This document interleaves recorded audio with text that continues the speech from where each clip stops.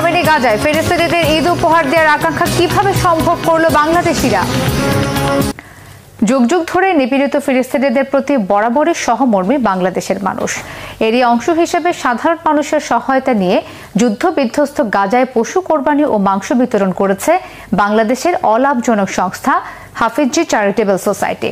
স্থানীয় স্বেচ্ছাসেবকদের সহায়তায় গাজা ছাড়াও মিশরে শরণার্থী শিবিরে কোরবানির মাংসের পাশাপাশি ঈদ উপহার সামগ্রী পৌঁছে দেওয়া হয়েছে।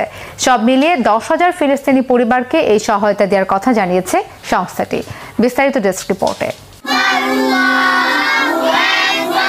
অভুক্ত গাজায় বাংলাদেশের মানুষের অর্থায়নে হয়েছে পশু কোরবানি। ঘরে ঘরে পৌঁছেছে কোরবানির মাংস ও ঈদ উপহার, যা পেয়ে আনন্দিত মজলুম গাজাবাসী।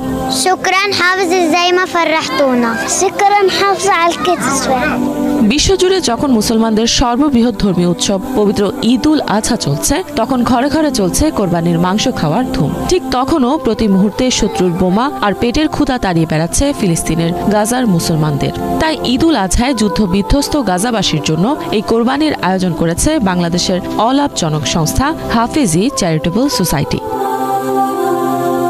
সংস্থাটি জানিয়েছে, বাংলাদেশের মানুষের দেওয়া টাকায় গাজার ভেতরে ও মিশরের শরণার্থী শিবিরে উট, গরু, দুম্বা সহ 17টি পশু কোরবানি করে অন্তত 10,000 ফিলিস্তিনি পরিবারের কাছে মাংস ও নানা রকম ঈদ উপহার সামগ্রী পৌঁছে দিয়েছে তারা। দেয়া হয়েছে রান্নার মশলাও।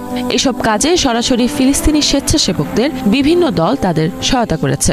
তো গাজার এই ধ্বংসস্তূপের মাঝে আমরা আসলে খুব খোঁজাখুঁজি করার পরেও আমরা কোনো ধরনের উট, গরু কিছু পাইনি। শুধুমাত্র আমরা 10টা খাসি, 2টা দুম্বা পেয়েছি। এবং আমাদের ওখানে প্রায় 39 জনের একটা টিম আছে যারা গাজারই বাসিন্দা। তারা আমাদের হয়ে ওখানে কাজ করেন। তারা আমাদের হাফিজি চ্যারিটেবল সোসাইটি অফ বাংলাদেশের কর্মী হিসেবে কাজ করেন। আপনারা আগেও জানেন যে আমাদের কয়েকজন ভাই ওখানে শহীদ হয়েছে। আস্তে আস্তে আমাদের টিম বড় হচ্ছে। তো 39 জন বিভিন্ন পয়েন্টে যোগাযোগ করে এই পশুগুলো ক্রয় করা সক্ষম হয়েছে। কোরবানির মাংস, ঈদ উপহার সামগ্রীর সাথে পোশাক, খেলনা সহ বিভিন্ন উপহার পেয়ে খুশি গাজার শিশু কিশোররা। শুকরান আলা কুল হাদ সাআদনা কুল ওয়াহিদ قدر يجيب لنا أواعي শুকরান। দেশ ও বিদেশে থাকা বাংলাদেশি অনেক বিত্তবানের পাঠানো অর্থ এবং স্থানীয় স্বেচ্ছাসেবকদের সহায়তায় এই ব্যবস্থা হয়েছে বলে জানান উদ্যোক্তারা। দিলাম আমাদের ওয়েবসাইট, পেমেন্ট গেটওয়ের মাধ্যমে, বিকাশ, নগদ, রকেট ব্যাংকের মাধ্যমে আমরা স্বাভাবিক সাধারণ জনগণের কাছ থেকেই কোরবানি বাবদ না, পশু ক্রয় বাবদ, ফিলিস্তিনে পশু ক্রয় বাবদ আমরা টাকা উঠাই। এবং আলহামদুলিল্লাহ বিভিন্নজন বিভিন্নভাবে সহযোগিতা করেন। মূলত আসলে বিশ্বস্ত কোনো মাধ্যম তারা পায় না। তো বিশ্বস্ত মাধ্যম যখন পায়, আমাদের বাঙালিদের মন আলহামদুলিল্লাহ অনেক বড়, তারা দেওয়ার চেষ্টা করে।